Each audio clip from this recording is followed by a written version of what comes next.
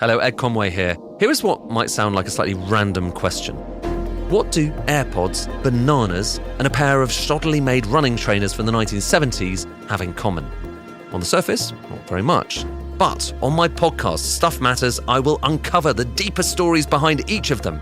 You will see how, together, they tell a fascinating new story about the world we live in. The first full series of Stuff Matters is out now. Just search for it on your podcast app and follow.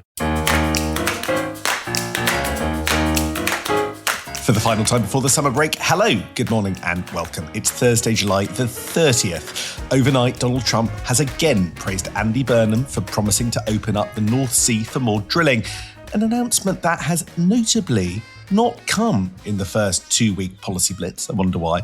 And also notably, he referred to Burnham as the new gentleman, perhaps a sign that he hasn't quite committed to memory the name of the new UK Prime Minister.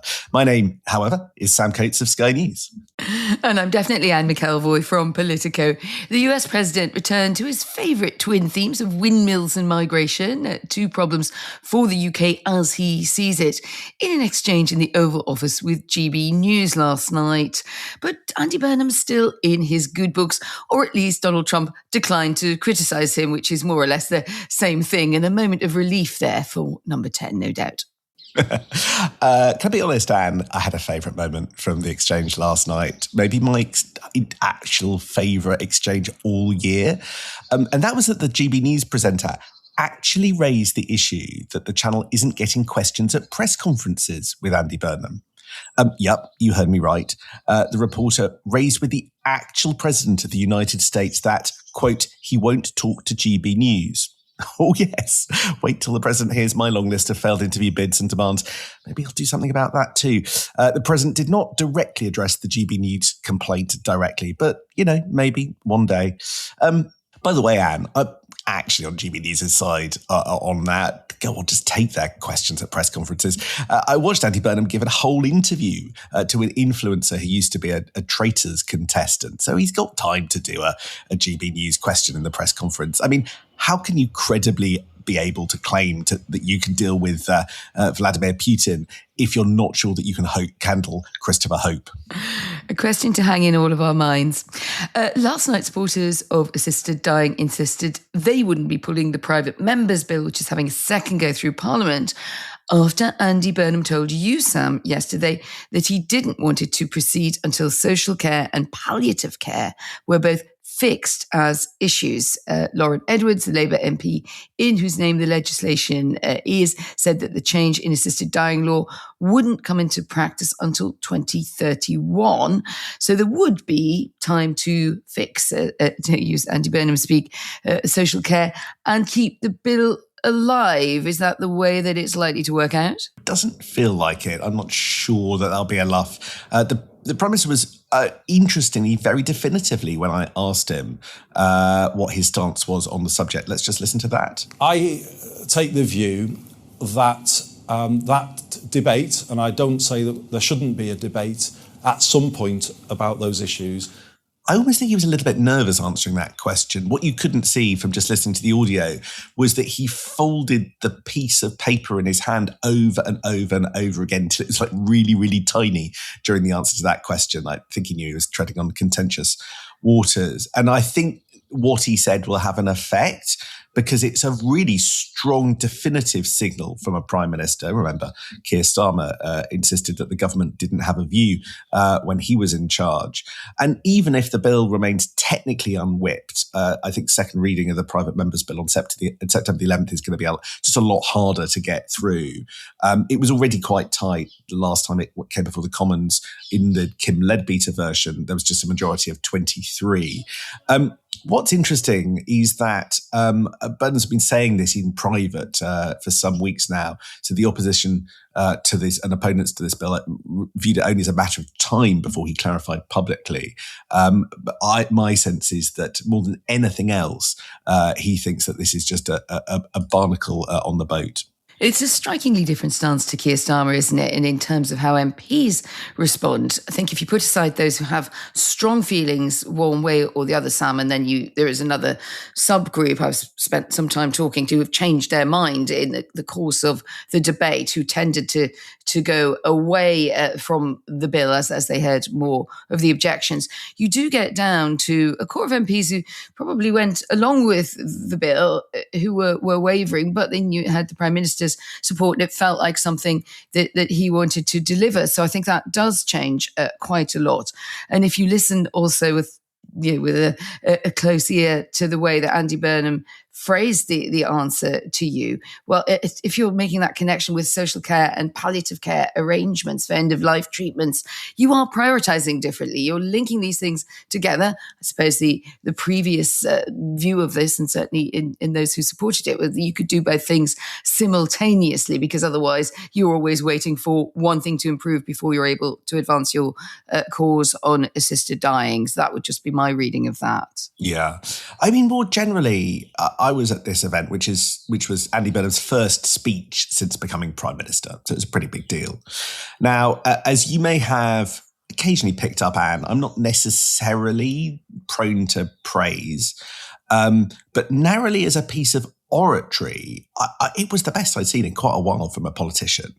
There was, this was a big set piece speech, but there were no notes. He manages a lot of different kind of oratory ranges and gears. There was an emotional hook, which was well delivered. He talked about his dad in a way that was convincing. He also showed he could remember quite a lot of stats, off the cuff, as well as structuring an argument.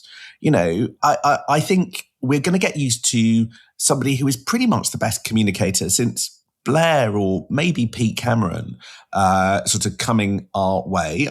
There's a chance that in time his particular style great, but it didn't yesterday. And I thought that it had a chance of being quite persuasive in a way that I hadn't seen from a top-ranked politician, in quite a lot of years, if I'm being honest. It wasn't perfect. He had a sort of curious riff about the media, he was basically instructing the media, don't turn the social care debate into just a series of headlines about tax rises. And I kind of get that on one level. He wants to create a bit of space for himself. But if he's starting to tell us not to report the Tory and the Reform position, which is anti-tax rising, anti-more borrowing to do this, then, it's not the media shutting this down. It is the opposition politicians who are joining the debate. And frankly, I just think it's worth remembering he's scarred by the 2010 attempt to do reforms but back then, the newspapers in particular, the media in general, I think had a far more power than they do today. So he's got to be careful not to look like he's doing himself what he's warning against and shutting down legitimate avenues for debate. That would be my one kind of note. Don't tell us what we can't do. But overall, I thought it was a kind of a strong performance, and it will make the Kemis, the Ed, the Nigels, and the Zacks really have to up their game in terms of how they interact with audiences, both on TV and in the room. And the unbuttoned star does seem to be going down pretty well, more broadly with the public. Politico has a polling die from public first showing his net approval rating. It's risen by 17 points. Andy Burnham from +2 at the end of June to +19 after his first working week in power. And the respondents really saw him as quite good-humoured, firm. He scored well on those metrics like patriotic, strong and competent. Now, admittedly, that's just after... it's kind of full spectrum Burnham comms day by day. So he's basically been on people's phones, on their screens and in their headlines a lot more than he was a month ago. But it is interesting that the favourability boost does go across all demographics and voter groups, except for Reform UK supporters who are unsurprisingly not very convinced, but even they gave him some favourable verdicts on key, quite personal measures, which I think the Burnham team can be quite happy with if you get into that. I don't agree with him, but I think he's a decent bloke kind of territory. That's not too bad. Someone said people don't yet have a reason to dislike him, which I think it's a negative, but it's quite an important one, isn't it? Because by the end of Keir Starmer, even his supporters were having to say, I'm so sorry, we can't really go with you anymore. It's just the dislike and disapprobation is just too great. We can't turn it around. The speech on the steps of Number 10 went down very well, and it was incredibly widely watched. We often talk about the fact that it's sort of like who's actually really watching the things that we talk about in this podcast, apart from those who are particularly interested in or active in politics and policy. But yeah, over half of the country watched that in some form. And so those things, those moments are going to carry him for a little while until it gets we get to the rubber hitting the road and people start to actually wonder what it means for them in practice. The More in Common pollster Luke Trill was saying the other day that people really noticed that he did that also without notes. So bits are sort of catching the attention of people. Well, there's more to look at today. The Prime Minister's out and about again today and actually tomorrow. Today, he's up in the northwest in Barrow-in-Furness to unveil £8.4 billion for the next phase of the Dreadnought nuclear submarine programme, the boats that will carry Britain's nuclear deterrent for the early 2030s. This isn't new funding. This is something paid for as part of the Defence Investment Plan under Keir Starmer. Ah, yes, the Defence Investment Plan, of which we will be hearing more. But the new funding here includes a £5.9 billion contract for BAE Systems for the first Dreadnought-class submarine, completing sea trials before entering service in the early 2030s. That's that long-awaited upgrade of nuclear capability, and the rest, £2.5 billion, goes to the wider supply chain.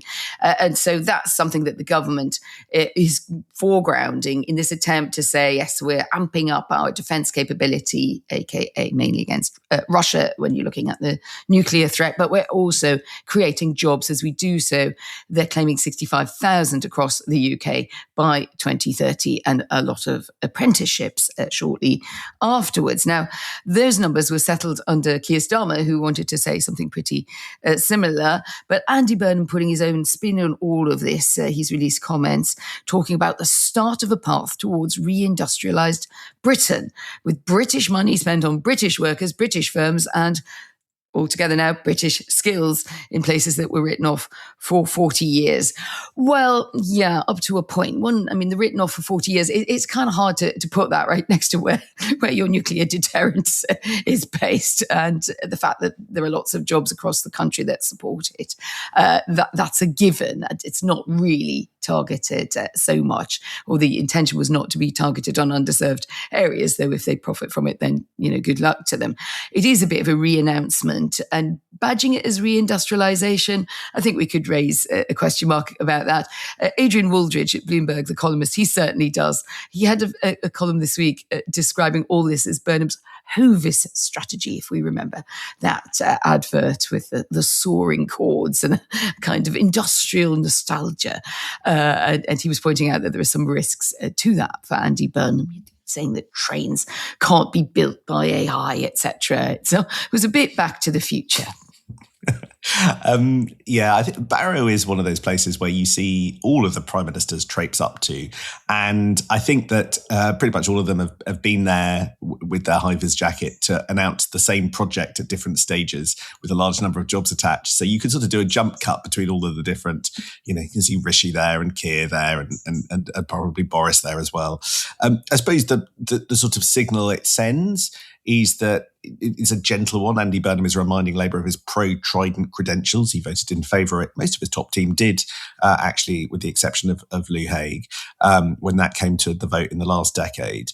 But I think it's just part of his opening blitz. Now, there's the Manchester Metro voting underway today, and the results for that are coming tomorrow, kind of afternoon and evening. And so Barrow isn't the only visit. We're also expecting Andy Burnham to do something on devolution tomorrow. But I just wanted to widen out the discussion a little bit, Anne. It's been quite the opening 2-week blitz.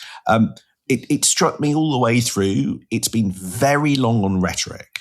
very big on a new type of politics and a new form of communication, but quite short on actual things genuinely changing. We haven't had multi-billion pound new spending on individual announcements. We haven't had Whitehall rewired in the way that we thought. It's actually the change is promised for the future rather than being implemented in weeks 1 and 2, which offer big, but deliver quite small at the moment. And he's played his cards quite close to his chest as he sort of has another go at working out what his full plan is when we get to the 10-year plan released, I think, in October. What have you made of it all?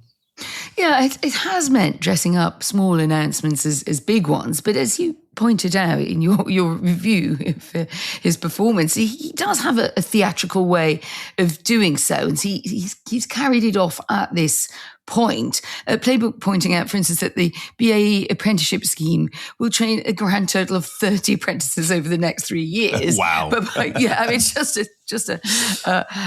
you do get the old reality check there. But what Andy Burnham then does is he then pushes out the target or the discussion to about 2030, 2035, when, of course, there's massive pressure on companies to get apprenticeship schemes delivering at much broader scale. So you can then see that they're obviously happy to make an offer as long as they don't have to put it in this year or next year's funding plan. So I think there's an element of that describing it as trailblazing, for instance, a blueprint to be replicated elsewhere. Well, there's a bit of a bully pulpit going on here to companies, telling them that the government wants to hear that there are more apprenticeships. I'm quite interested at some point whether there will be some kind of stick as well as the carrot of praise for that. So yeah, quite a lot of worthy ideas. Always, I think, about linking up here defence supply chains to broader opportunity.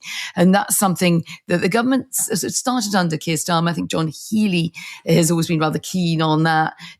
Is there a bit of a tension then when you start to think about what's your value for money in defence procurement, which we absolutely need to focus on? It's one of the things that's got wrong, which the Treasury inter alia has been very frustrated by in the way that we handle defence and our acquisitions. And at the same time, just focusing on where the jobs are, where the jobs can be created. John Healey, etc., and Andy Burnham, no doubt, would say these things can live together. But it's a complex world, and there is also such thing as your relations with supply chains abroad, and also trying to keep your partnerships happy, which you agreed to only a few years ago, which are more kind of multilateral and multinational, not so much about this new localism. Fascinating in the Times that John Healey has asked for a military advisor to sit in his private office. It goes without saying that's not something I'd heard chancellors doing in the past. I wonder if the military advisor will have views on fiscal rules, deflators and social care funding. An ally told the Times that it shows Healey's belief is that national security and economic security are inseparable. Feels a little bit gimmicky to me in place of having a firm commitment to 3% defence spending at this stage. He's got somebody in uniform. What do you make of it, Anne?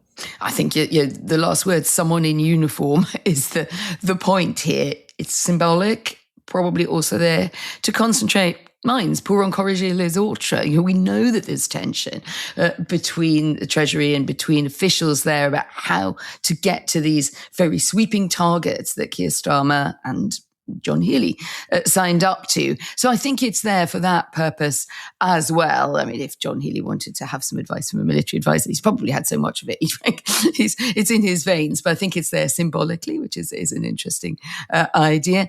Notably, Andy Burnham still swerving that target of 3% of GDP on defence by 2030. Let's see if it comes to fruition. That's a difficult path for Healey to walk because, after all, he did resign over that as one of the things that he was concerned that the defence investment plan wasn't delivering under Starmer. So there's a lot more focus from Burnham on 3.5 by 2035, of conveniently that's in the next Parliament.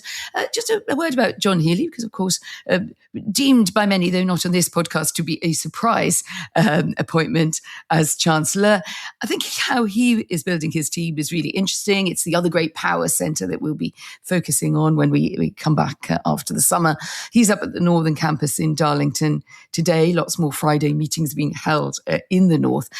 I don't know what you think about this, Sam, but I'm sort of seeing just a very different team being built out there by Healy. It's not looking the way it did in the Rachel Reeves era at all.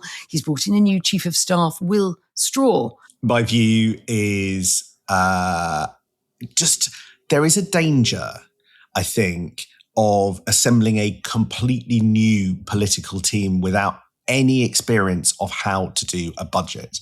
You point out that Andy Burnham hasn't committed 3% on defence yet. I think that's probably quite wise until he can show how he can fund it. But the whole budget process is going to make or break Andy Burnham and John Healy's career.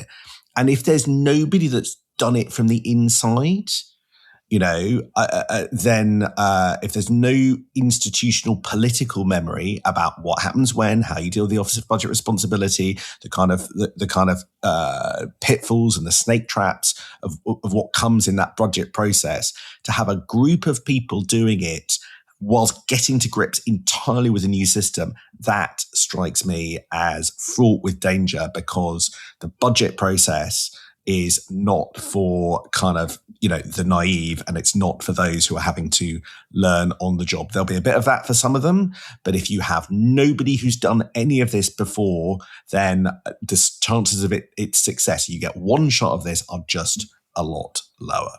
And Andy Burnham, sitting down on a podcast, Jimmy's Jobs of the Future, he returned to a subject we touched on earlier in the week, which is whether or not he had imposter syndrome. And actually, he embraced that and said he did have that on leaving Cambridge, Sam, because he said that he saw better connected fellow students get better starter jobs.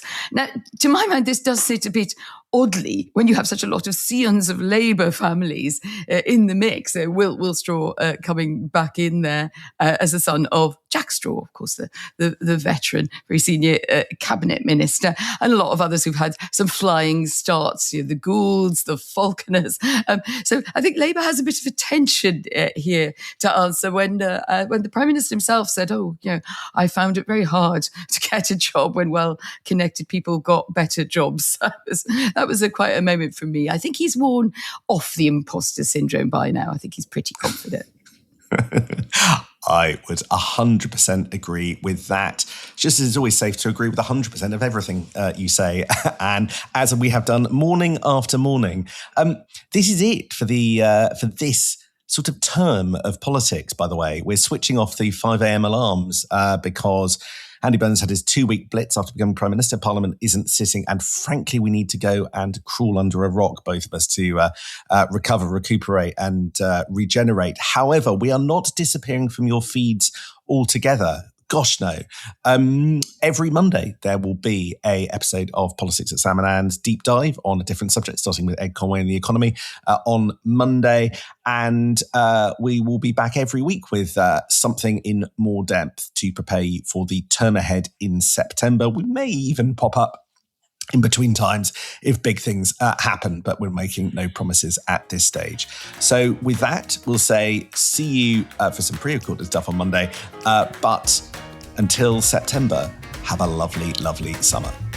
Thank you for being with us. Have a great summer, everyone. And just now and then, a little twist of Sam and Anne when you're on the beach or walking with the kids in the garden.